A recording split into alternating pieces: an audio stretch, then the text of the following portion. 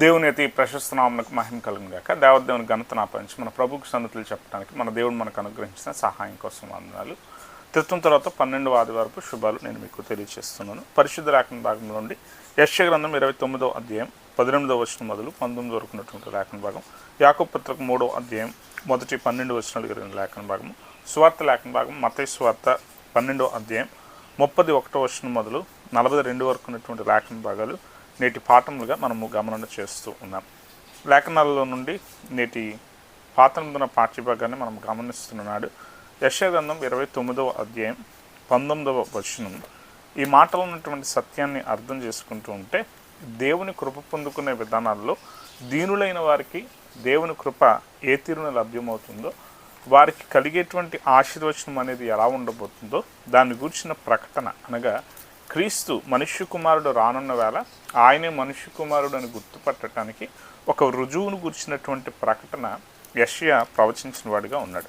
ప్రభువారు ఎలాగున బీదల పట్ల తన కనికరాన్ని చూపిస్తూ హితవత్సరాన్ని ప్రకటన చేస్తూ నలిగిన వారిని విడిపించే కార్యాలు జరిగిస్తాడని ముందుగా చెప్పబడిన సత్యం ఏదైతే ఉందో దాన్ని గురించినటువంటి వివరణ లూకా సువార్తలో లూకా మరల ప్రకటించిన సత్యం మనకు కనబడుతుంది. అయితే ఈ యెషయా గ్రంథంలో 29వ అధ్యాయంలో మనం చూస్తున్నటువంటి 18, 19వ వచనంలో 19వ వచనం, యెహోవాయందు దీనులకు కలుగు సంతోషము అధికమగును, మనుషులలో బీదలు ఇశ్రాయేలు యొక్క పరిశుద్ధ దేవుని యందు ఆనందించదు.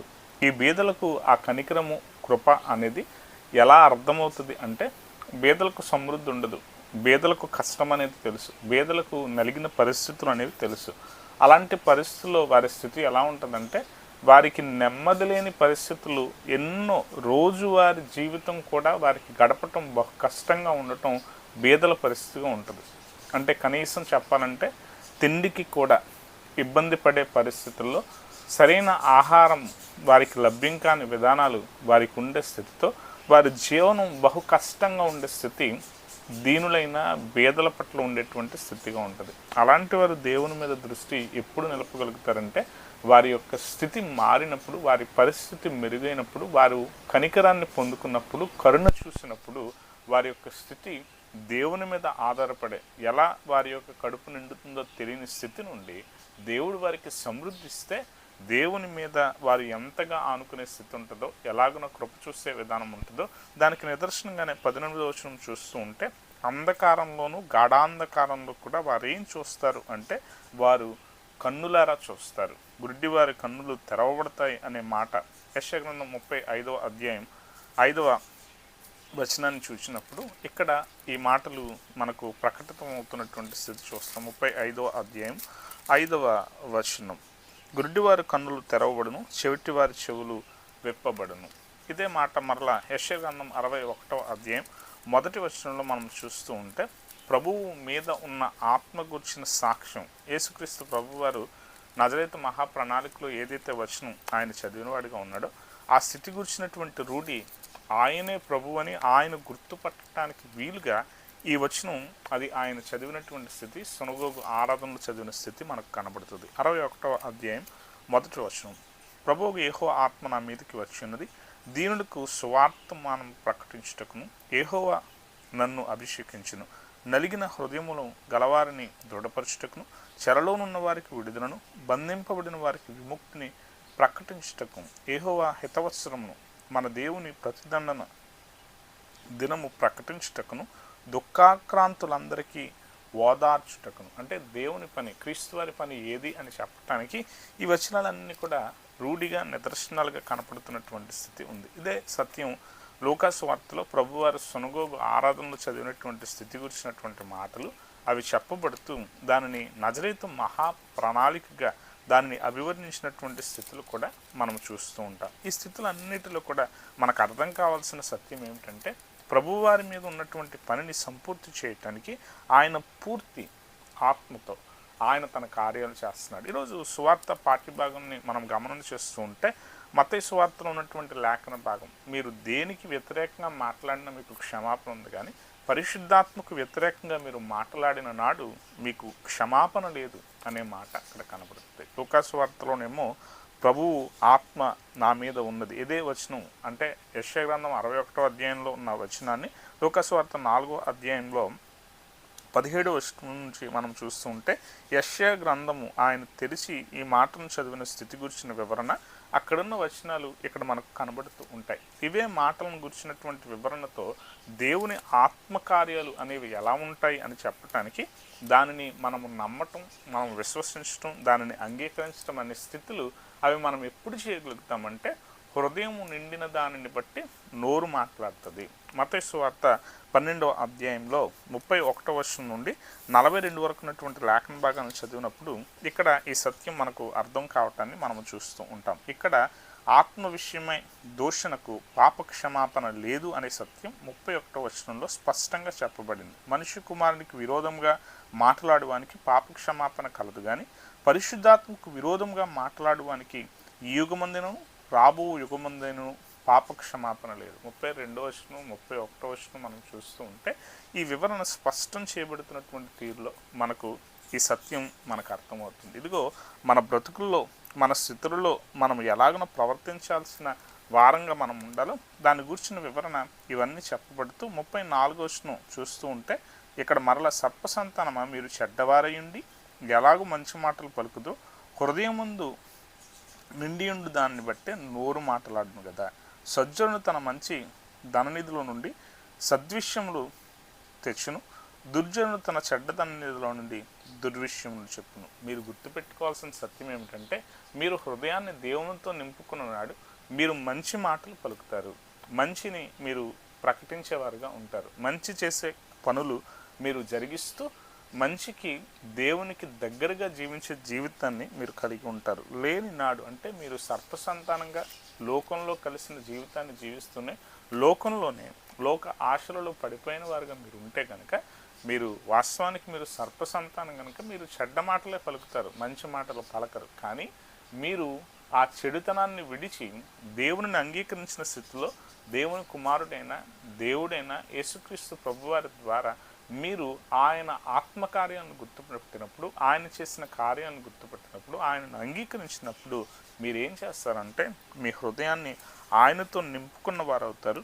తద్వారా మీరు చెడుతనాన్ని విడిచి దేవుని వారిగా జీవిస్తారు అనే సత్యం అక్కడ చెప్పబడుతున్నటువంటి తీరు మనము చూస్తూ ఉంటాం. అంతేకాదు 38వ వచనం నుండి మనం చూస్తూ ఉంటే ఆయనను సూచకగిరి అడగటానికి గురించిన మాటలు అక్కడ చెప్పబడ్డాయి. అయితే యోనా గురించినటువంటి సూచకగిరి తప్ప, అంటే ప్రభువారు ఎలాగన ఆయన మరల భూగర్భంలో 3 దినాలు ఉండే స్థితి గురించినటువంటి మాటలు తప్ప శాస్త్రులకు సూచకక్రియ ఏది కూడా ఆయన సూచించటం లేదు. అంటే దాని అర్థం ఏంటంటే, మీకు ధర్మశాస్త్రం బాగా తెలుసు కదా, మీరు వాక్యం బాగా క్షుణ్ణంగా ఎరిగిన వారుగా ఉన్నారు కదా. యోనా ఎలా అయితే తాను ప్రకటించిన స్థితిలో అన్యులకు తాను ప్రకటించిన నాడు వారు గోనిపట్ట కట్టుకున్నారు, కానీ మీరు ఎలా ఉన్నారంటే మీ మనస్సును దేవునికి దూరంగా ఉంచిన వారుగా ఉన్నారు. మీలో మార్పు లేదు, మీ బ్రతుకులు దిద్దుకునే ఆలోచన మీలో లేదు. కనుక మీరు ఎలా ఉండే స్థితి అంటే మీరు ఏమాత్రం కూడా దేవునిని మీ హృదయంలో నింపుకున్న వారుగా మీరు లేరు అనే ప్రకటన యేసుక్రీస్తు ప్రభు వారు చాలా ఖండితంగా ప్రకటించి, యోనా 3 రాత్రింబగళ్ళు తిమింగలము కడుపులో ఎలాగనుండినో అలాగే మనుష్య కుమారుడు 3 రాత్రింబగళ్ళు భూగర్భములో ఉండును. యేసుక్రీస్తు ప్రభువారు మరణం, యేసుక్రీస్తు ప్రభువారి పునరుత్థానం, దీని గురించిన సంగతులు మీకు కనబడిన నాడు మీలో నిజంగా మీకు కలబడే మీరు కోరుకుంటున్న సూచక క్రియ అదే అది అని మీకు అర్థమవుతుంది. కానీ మీరు గుర్తుపెట్టుకోవాల్సిన స్థితి ఏమిటంటే, మీ మనస్సును దేవునికి దగ్గరగా మీరు ఉంచితే మీరు మార్పు కలుగుతుంది. లేని ఎడల మీ బ్రతుకులలో మార్పు అనేది లేదు అని ఖచ్చితంగా ప్రభువు ప్రకటించినటువంటి సత్యం ఇక్కడ మనకు కనబడటాన్ని మనము చూస్తూ ఉంటాం. అంతేకాదు, ఎలాగన సద్విమర్శను కూర్చున్నటువంటి తీరుల్లో సొలొమోను జ్ఞానాన్ని చూచి సొలొమోనుకు ఆ జ్ఞానాన్ని ఇచ్చిన దేవుని గణపరిచే స్థితిలో ఎలాగున వేరు దేశం నుండి రాణి వచ్చి తాను సహితం తాను విమర్శ సమయమున దక్షిణపు దేశపు రాణి 42వ వచనం, ఈ తరము వారితో నిలువబడి వారి మీద నేరస్థాపన చేయను. అంటే మీరు అర్థం చేసుకోవాల్సిన సత్యం ఏమిటంటే, అన్యులైన వారు, దేవుని ఎరిగిన ప్రజ కూడా దేవుని యొక్క స్థితిని, దేవుని జ్ఞానాన్ని, దేవుని ఆశీర్వచనాన్ని తెలుసుకునే దానికి వారిలో మార్పు పొంది వారు దేవుని వారు అయ్యారు. వారు ఆ దినాన అంటే అంత్యదినాన, తీర్పు దినాన మీ మీద నేరం మోపేవారుగా వారు ఉంటారు. అంటే అర్థం ఏమిటంటే, మీరు గనుక మార్పు చెందని స్థితిలో మీరు ఉంటే గనక, మీ బ్రతుకులు దిద్దుకున్న వారుగా మీరు లేనట్టయితే, తరువాత మీ పని, మీ పరిస్థితి అది బహుదుర్భరంగా ఉంటుంది అని చెప్పి ప్రభువారు ఖండితంగా చెప్పినటువంటి స్థితి మనకి ఇక్కడ కనబడుతుంది. యోహాను పత్రిక మనం ఆలోచన చేస్తుంటే 3వ అధ్యాయం మొదటి 12 వచనాలను చూస్తూ ఉంటే, ఈ వచన భాగాలు మనకు బాగా తెలిసిన లేఖన భాగాలు. ఈ భాగంలో ఉన్నటువంటి సత్యాన్ని ఆలోచన చేస్తున్నప్పుడు నాలుక అగ్నియే. ఇదిగో ఇక్కడ ఏదైతే సువార్త లేఖన భాగంలో హృదయం నిండిన దానిని బట్టి నోరు మాట్లాడుతుంది, ఇక్కడ పూర్తి మన శరీరము ఎలాగో నరకంలోనికి వెళ్ళాలన్నా, లేదు నీతిని కలిగి జీవించే స్థితిలో మనం ఉన్నాము అని చెప్పడానికైనా మనం గుర్తుపెట్టుకోవాల్సిన స్థితి ఏమిటంటే, నిన్ను నీవు అదుపు చేసుకునే మాటలు, నిన్ను నువ్వు కళ్ళెం పెట్టుకునే మాటలు నువ్వు మాట్లాడితే నీవు దేవుని వాడవగా ఉంటావు.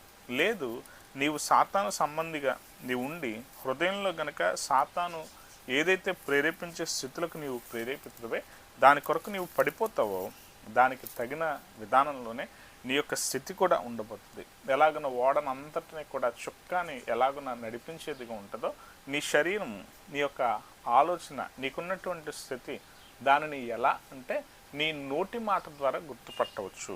నీ నోటి మాటను అదుపు చేసుకోకపోతే నాలుక అగ్నియే అనే మాట మనకి ఇక్కడ కనబడుతుంది. 3వ అధ్యాయం 6వ వచనం, నాలుక అగ్నియే, నాలుక మన అవయవంలో ఉంచబడిన పాప ప్రపంచకమై సర్వ శరీరమునకు మాలిన్యము కలుగు చేయొచ్చు, ప్రకృతి చక్రమునకు చిచ్చు పెట్టును, అది నరకం చేత చిచ్చు పెట్టబడును. ఇదిగో నీ మాట కనుక అదుపులో లేకపోతే, నీ మాట కనుక సరిగా ఉండే తీరులో అది లేకపోతే, నీ మాటను బట్టియే నీవు నీతిమంతుడు అవుతావు, నీ మాటను బట్టియే నీవు అనీతిమంతుడు అవుతావు, నీ మాటను బట్టే నీ పాపం, నీ మాటను బట్టే నీ మనస్సు దేనితో నిండుకుని ఉన్నదో ఆ సంగతులు అర్థమవుతాయి. కనుక మన జీవితంలో అంధకారము, గాఢాంధకారంలో నుండి మనము ఎలాగున కృప పొంది దీనులు దేవుని కృపను చూడగలుగుతున్నారంటే, దానికి కారణం వారు వారి హృదయాన్ని దేవునితో నింపుకుంటున్నారు. ఇదిగో ఈ పూటకు ఈ ఆహారం ఇచ్చింది దేవుడే.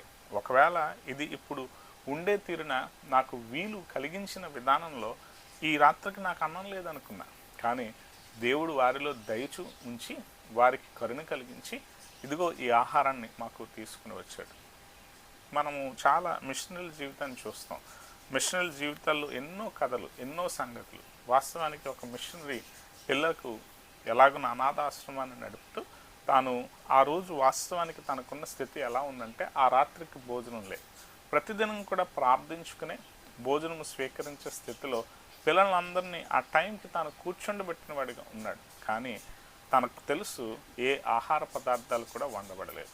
కానీ దేవుని యొక్క కృప ఎలాంటిది అంటే, దేవుని యొక్క కనికరము వీరు ప్రార్థించేందుకు, వీరు దీవెన నొందేందుకు, వీరికి ఆహారం ఉండేందుకు దేవుడు ముందుగానే ఒక ప్రణాళిక వేసిన తీరున ఎలాగున ఆహారం ఒక పెళ్లిలో మిగిలి ఉంటుండగా ఆ మిగిలిన ఆహార సమయానికి ఈ బిడల చెంతకు చేరటానికి దేవుడు ప్రార్థన ముగిసే సమయానికి కరెక్ట్గా వారికి అందించిన స్థితులు ఉంటాయి.